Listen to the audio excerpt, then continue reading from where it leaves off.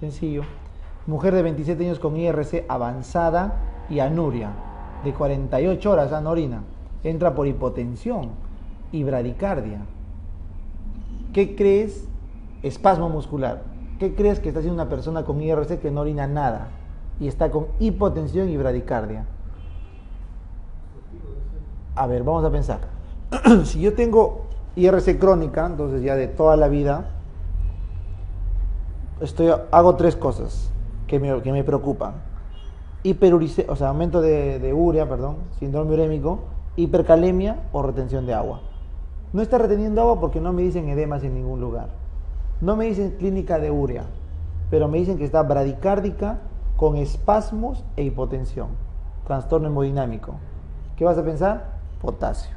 Una arritmia, que está haciendo un shock cardiogénico por la arritmia, por la hipercalemia. Esta mujer está con una hipercalemia. ¿Cómo debo tratarla? Gluconato de calcio para que no se muera. Muy bien, para que no se muera. Un adolescente de 15 años con edema y antecedente de haber recibido rifa y AINES por 2 semanas. Se diagnostica síndrome nefrótico. En la biopsia renal se detecta cambios mínimos. La probable etiología es, esta es una pregunta de nefrótico, va a ser más adelante, pero yo te pregunto, en un adolescente, ¿la causa más frecuente de nefrótico cuál es? Cambios mínimos. Y si no me crees, igual acá está en la pregunta, en la biopsia dicen cambios mínimos. Entonces, ¿la probable etiología cuál es del cambio mínimo? Idiopática. No te dejes engañar. Tú dices, no, pero está tomando AINES, nefritis intersticial, rifa, pero eso es si no tuvieras el factor de riesgo, o sea, la edad, y si no te dijeran que la biopsia hay cambio mínimo. Para que haya nefritis intersticial, ¿qué cosa debería ver el patólogo, por lo menos? Un polimorfo, aunque sea haciendo. Aunque sea uno inflamando, para decir nefritis, tiene que haber inflamación. Si está con cambios mínimos la biopsia, no es nefritis. ¿Se dan cuenta? Entonces, aquí esta pregunta es, como quien dice, atrapa muchachos, ¿no? Porque si no está clara, como el caballo blanco de Grau, de Alfonso Ugarte, de quien sea, pero si no la ves, vas a marcar otra cosa. Te pregunto, el mismo caso, bórrale biopsia renal en un viejo de 85 años, con nefrótico. ¿Cuál es tu primera opción? Hodgkin, porque es un paraneoplásico. El nefrótico, vamos a hacer más adelante, es un paraneoplásico. Ya, seguimos. La causa de osteodistrofia en la IRC. ¿Por qué hay osteodistrofia? ¿Por qué tus huesos se alteran? ¿Quién está alterado? La regulación de la PTH, muy bien. Entonces, ¿hay incremento de absorción de calcio? No, porque no hay vitamina D. ¿Baja la fosfatemia? No, al contrario, está elevada. ¿Hay menor producción de hormona tiroidea? ¿Qué tiene que ser la tiroides acá? Nada. ¿Hay disminución de la síntesis de calcitriol? Sí. ¿Por qué? Calcitriol, acuérdate, triol, la tercera oxidación. El número 1 no se hidroxila, porque el riñón está insuficiente. ¿Baja la 25-hidroxivitamina D? La 25 no, porque esa, no se olviden, la vitamina D, ¿cómo es? ¿Te acuerdas tu vitamina D dónde se forma? En la piel. Cuando sales a pasearte en el sol 10 minutos, se forma vitamina D. O a través de la dieta del colesterol. Esa vitamina D pasa al hígado y se pone en 25-hidroxi. Eso no tiene nada que ver el riñón. El riñón interviene en el 1,25. ¿Ya? Acá. ¿Cuál es la afirmación correcta en la IRC? La glomerulonefritis primaria es la primera causa. Falso, es la tercera. Los pacientes pueden ser asintomáticos con función renal de 30%. Asintomáticos, no creo, ¿no? La uremia es la fase más avanzada. Bueno, sí, no, es una de las avanzadas, pero no es la última, ¿no? Pero puede ser. Hay hiperpotasemia clínica con filtración entre 15 y 20. ¿Cuándo apareció el potasio? ¿Se acuerdan? 10. ¿Hay hipercalcemia significa? ¿Hay hipercalcemia? No. De todas las claves, ¿cuál es la más? La uremia, la fase más avanzada. Porque arranca en menos de 15, justo cuando estás para diálisis. ¿Ya, chicos? ¿Cuáles de las siguientes alteraciones no interviene la génesis del hiperparatiroidismo en la IRC? O sea, ¿por qué se aloca la paratiroides? Se aloca porque hay hipofosfatemia. ¿Se acuerdan mi triángulo? No. ¿Por qué hay hiperparatiroidismo? ¿Por qué hay poco fósforo? Al contrario, porque hay harto fósforo. Entonces, esa no es. La E no es, de todas maneras. ¿Por qué hay resistencia esquelética a la PTH? Sí, chicos. Después de meses de harta PTH, el hueso ya le llega a la PTH. Pues. Tanta PTH me está diciendo saca calcio, ya estoy descalcificado, estoy a punto de fracturarme y sigue diciéndome que saque calcio. Entonces el hueso en respuesta, ¿qué hace? Se insensibiliza a la PTH. Eso es correcto. Hay déficit de vitamina D3 activa, sí. La D3 activa es la 1.25, ¿cierto? La hipocalcemia también interviene, sí dijimos. Y finalmente la acidosis también interviene. Entonces a nuestro triángulo le aumentamos acidosis. ¿Y dónde trabaja la acidosis? Aprendan esto, a nivel renal, óseo. El hueso, cuanto más ácido es el medio, se descalcifica más. Algunos han puesto un huevo en un vaso de Coca-Cola, en un vaso de limón, todo el calcio se vuela, ¿no es cierto? Muy bien, cuando hay harta acidosis, el calcio se vuela. Muy bien, chicos. Ya, entonces hemos pasado lo más importante de nefro. Ahora vamos a ver lo que a nadie le gusta, así que lo vamos a pasar rápido, ¿ya? Porque a nadie le gusta esto. Glomerulopatías. Nadie le gusta, porque es un montón, pues. En glomerulopatía se hace síndrome nefrótico, nefrítico, todo junto, y también le ponemos las nefropatías sistémicas, o sea, lupus y diabetes. Entonces quiero que por favor se relajen primero, yo recién una hora, y vamos a ver cómo no tenerle miedo al glomérulo. El glomérulo es bien, miren, es bonito, tiene su cápsula de Bowman, el glomérulo per se, su endotelio, y la cápsula de Bowman tiene células epiteliales que obviamente no es una cápsula de Bowman normal por si acaso, pero ya más o menos. Entonces, cuando hay una glomerulopatía, hay problemas o en el endotelio, o en la cápsula de Bowman, o en el intersticio. ¿Ya, chicos? Ese problema va a hacer que no se filtre bien y haya síndrome nefrítico o síndrome nefrótico. Va a ser nefrítico cuando la obstrucción es tan fuerte que no se filtra nada. ¿Ya? Hay hipertensión, edema. Y es nefrótico cuando simplemente la barrera de proteínas se altera y orinas mucha proteína. ¿Ya? Ahora vamos a empezar. ¿Qué nos han preguntado? ¿Cuántos riñones hay? Perdón, ¿cuántos glomérulos hay? Eso sí ha preguntado, ¿no? 1 millón por riñón. 1.8 en promedio. Perfecto. Un datito que siempre me gusta decirles, porque esto es cultura médica, para que sepamos hablar. Cuando tú dices que algo es un sistema porta, ¿qué quiere decir? Que no hay, tú dices vena porta, el sistema portal hipoficiario, es porque no hay capilares. O sea, de arteria termina en arteria, eso es un sistema porta. De vena termina en vena, sin capilares. Ya está. Fenestrado también es importante. ¿Cuántos tipos de capilares conocen? El continuo, fenestrado y sinusoide. Pregunta de examen. El capilar continuo está en el cerebro, por eso es la barrera de hematos cerebral. El fenestrado está en el riñón, por eso se filtra. Y el sinusoide está en el vaso, en el hígado, donde hay mucho espacio. 3 tipos de capilares. Ya. ¿Qué más nos han preguntado? ¿Cuánto se filtra al día? No, 120 litros al día nos han preguntado. ¿Qué nos han preguntado? Esto sí, más o menos. ¿Se orina normalmente proteína? Sí. Hasta 4 a 9 gramos al día de albúmina se filtra, pero se reabsorbe el 95%. ¿Ya? Se reabsorbe el 95%. Muy bien. ¿Qué más nos importa acá? Para que digan hematuria, tiene que haber por lo menos 3 a 5 eritrocitos por campo. Primer dato que deben acordarse. Si hay cilindro hemático, es porque el sangrado está en el glomérulo. Para que digas proteinuria, ¿qué debes de tener? Lo mínimo, lo fisiológico, perdón. Ya, entonces, lo mínimo que tú puedes ir para proteinuria, menos de 500 miligramos al día.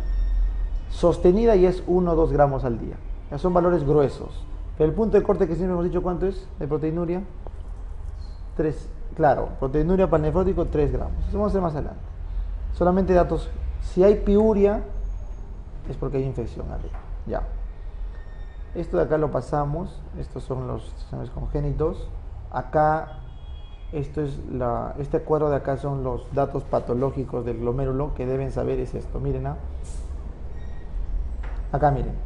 El glomérulo el daño en el glomérulo, para que tú digas si es focal, difuso, segmentario o global, tienes que ver 20 glomérulos en tu microscopio.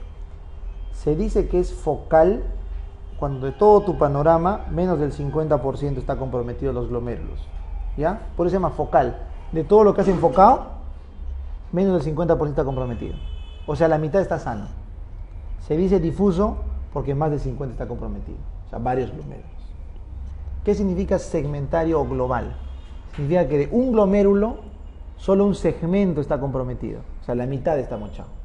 ¿Y qué es global? Cuando todo el glomérulo está comprometido. Entonces, ¿cuál es la glomerulopatía más grave? La difusa global. Difusa global. Y la inmediata anterior que ocurre, la focal segmentaria. ¿Está bien? Ya está. Hay proliferación de dos tipos. También es importante porque han preguntado. Endocapilar es cuando prolifera dentro del glomérulo, acá adentro. Típico de la glomerulonefritis postestreptocócica. Exocapilar, cuando prolifera ¿dónde? En la cápsula de Bowman. Típico de la enfermedad renal de semilunas o rápidamente progresiva. ¿Está bien? Muy bien. Hasta ahí estamos bien. Creo que más donde estamos. No te olvides que hay una membrana basal acá que se puede engrosar. Entonces, los síndromes que vamos a tener es el nefrítico-nefrótico, el síndrome de membrana basal, el glomerular vascular, el asociado a infecciones y el síndrome pulmón-riñón. ¿Ya? Entonces, rápido empecemos. Síndrome nefrótico. ¿Qué glomerulopatías te dan nefrótico? Nunca te olvides. La más frecuente en pediatría, cambios mínimos. La más frecuente en el adulto medio, segmentaria focal. La más frecuente en el anciano, membranosa. Y la más frecuente en todo el mundo, diabética. Ya, muy bien. Ahí están las 4 más importantes. Hay también amiloidosis, cadenas ligeras, tactoide, pero ya. Estas son las más frecuentes. Ahora vamos al nefrítico. ¿Cuáles son las glomerulopatías que le hacen nefrítico agudo? La más frecuente de todas, ¿cuál es? Postestreptocócica, la primera, típica en pediatría. Endocarditis es rara. La asociada a lupus también es frecuente, pero en lupus nada más, la nefritis lúpica. Muy bien. La de abajo, pásalo. Glomerulonefritis por anticuerpos contra membrana basal. ¿Cómo se llama esa enfermedad? La más representativa es, claro, cuando hay contra la membrana basal, Goodpasteur. Goodpasteur es anticuerpos contra membrana basal. Te preguntan, ¿cuál es el nefrítico más frecuente, ¿no es cierto?, con hematuria? Síndrome de enfermedad de Berger, asociado a depósito de IgA. Nefropatía por IgA, Berger. La que hace mayor, la más frecuente que hace, hematuria macroscópica. Perfecto. Luego tienes inflamación de pequeños vasos, membrana proliferativa y mesangia proliferativa, que son raras. Pasamos. Entonces empezamos con nefrótico. ¿Qué cosa es nefrótico? Lo que me decían, más de 3.5 gramos por superficie corporal normal de un adulto al día. Esto. Como los ENAM cada vez son más difíciles, han preguntado esto. ¿Cómo se define en niño? En niño 40 miligramos por metro cuadrado hora. Es otra forma de medir. ¿Ya? O el radio proteína creatinina mayor de 2. En adulto 3.5 y en niño más de 40 miligramos por metro cuadrado hora. Muy bien. ¿Qué cosa se orina de proteínas? Todo lo que ven acá. Alguna vez en el seguro preguntaron. ¿Solo se orina albúmina? No. Se orina esto. Marquen esto, por favor. Se orina antitrombina 3. ¿Por qué es importante? Porque es la explicación por la cual el nefrótico se asocia a trombosis de la vena renal, sobre todo. Pregunta del ENAM.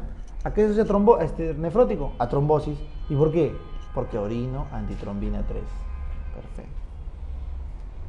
Ya, muy bien. Nunca te confundas con hipoalbuminemia o hipoproteinemia, son diferentes. Hipoalbuminemia es cuando la albúmina está menos de 3, hipoproteinemia cuando las proteínas están menos de 5.5. ¿Ya? Muy bien. ¿Cuál es la clínica que da el síndrome nefrótico? Acá está, da edema, hiperlipidemia y lipiduria. ¿Ya? ¿Por qué da hiperlipidemia, doc? Porque el hígado, al ver perder proteínas en el riñón, empieza a aumentar la producción de proteínas, sobre todo lipoproteínas, y eso aumenta los valores de colesterol. ¿Está bien? Es una respuesta del hígado, la hiperlipidemia. Muy bien. Seguimos. Principal causa de nefrótico, depende. Si es que es primaria, que es la más frecuente, o sea, solo del riñón, es cambios mínimos, ya dije en qué edad, en niños, focal en edad media y membranoso en ancianos. Si es que es secundaria, la más frecuente de todas, ¿cuál es? Diabetes mellitus. Y si al final pones en una masa todos los nefróticos del planeta Tierra, ¿quién gana? Los diabéticos, pues los diabéticos, ¿no es cierto? Muy bien. Perfecto, eso creo que es lo más importante ahí. Ahora, nefrítico, para compararlo, ¿cuál es la diferencia con el nefrítico? Con el nefrótico. En el nefrítico hay un daño glomerular. No es solamente un problema de orinar proteínas, sino es un daño de todo el glomérulo. Entonces, miren, el glomérulo se daña el capilar, se pierde la carga aniónica también, hay hipercelularidad también. Entonces, al dañarse por la hipercelularidad, hay baja filtración. Eso hace la retención de agua con hipertensión y oliguria. ¿Dijimos que había oliguria y hipertensión en el nefrótico? No, porque los líquidos están bien. Al haber daño capilar, al lesionarse el capilar, hay hematuria, cilindros hemáticos. Y finalmente, al alterarse la carga aniónica, hay proteinuria, pero es menos de 3.5, porque no es tan grave como en el otro. ¿Ya? Muy bien.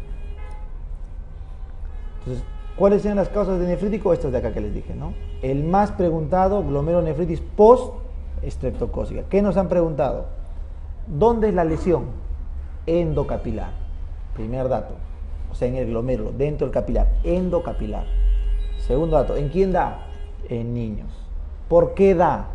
Porque le infectó un piógenes. Infección de un piógenes. ¿Cualquier piógenes? No. El piógenes de la cepa M. Porque es una M. Así me acuerdo. La cepa M del piógenes.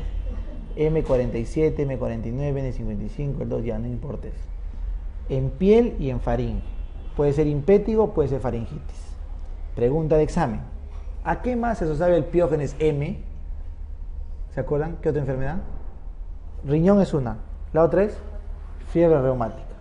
Pero hay una diferencia. ¿En cuál de los dos nunca da fiebre reumática? ¿En piel o en faringe? En piel. ¿Por qué? Porque el colesterol de la piel no deja pasar el antígeno. Ese es el dato. En cambio, en la faringe, como es mucosa, sí pasa el antígeno, que se confunde con tu válvula. ¿Ya? Muy bien. Cuando tú biopsias esto, ¿qué te va a salir?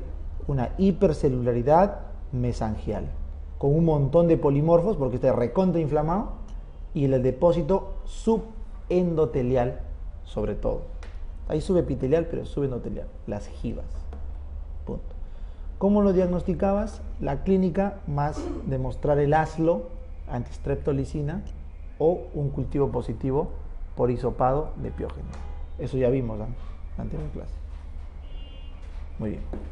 Endocarditis lo pasamos, no nos han preguntado. Nefropatía por IgA sí nos han preguntado. ¿Cuál era su otro nombre? Berger. Se asocia a hematuria episodia macroscópica. Doctor, mi hijito orina sangre de vez en cuando. Sí, dice que le cae la pelota a veces y orina sangre. Pero también cuando no juega fútbol, sí, también. Porque es intermitente. Entonces, te preguntan, hematuria aislada en el adulto, principal causa, aislada, cálculo o próstata, no te olvides, es un varón. Pero si es episódica, o sea, una vez sí, luego vuelve, sospecha Berger. En cambio, si es así, o sea, hematuria continua, en random en cualquier momento, primero cálculo y próstata, si no, Berger. Ya.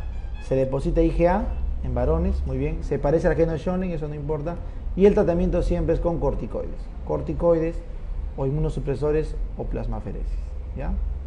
Porque son depósitos de IgA. Lupus, eso sí nos han preguntado. Entonces, voy a aprovechar nefrítico para saltearme al lupus, ¿ya? El lupus, hasta en la tercera parte de casos, complica con glomerulonefritis. Es una complicación importante. ¿Por qué? Por complejos. Perfecto. ¿Qué es lo que nos preguntan? ¿Cuáles son los grados del daño en el lupus? No te olvides. Clase 1, 2, 3, 4, 5 y 6. En el CT1 ponen el 6. Vamos a ser bastante gráficos. ¿Ya? Lo que sí quiero que aprendan es esto. 1 y 2, tranqui. No se hace nada. 3, empiezas corticoides. 4, como es la más grave de todas, pregunta de NAM, ¿cuál es la nefropatía lúpica más grave? La 4. Hay que dar corticoide con ciclofosfamida. Y el corticoide no es cualquiera, es metilprednisolona, porque ese es más grave.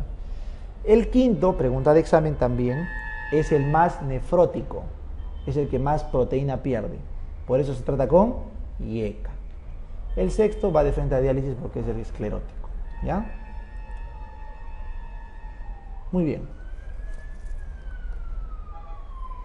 Ahora, ya han estudiado nefrítico y nefrótico como tal, ¿no es cierto? Nefrítico y nefrótico. Ahora vamos a hacer 2 láminas más, para no hacerlo largo, respecto de la clasificación patológica, o sea, glomerulonefritis no proliferativa y las proliferativas.